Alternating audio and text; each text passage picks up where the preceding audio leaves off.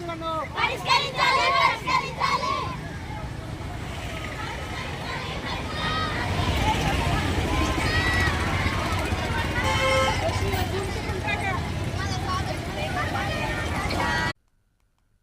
నమస్తే, welcome to prime news బులెటిన్ల ముందుగా headlines. కొనసాగుతున్న సమగ్ర శిక్ష నిరసనలు, ఇచ్చిన హామీ అమలు చేయాలని డిమాండ్.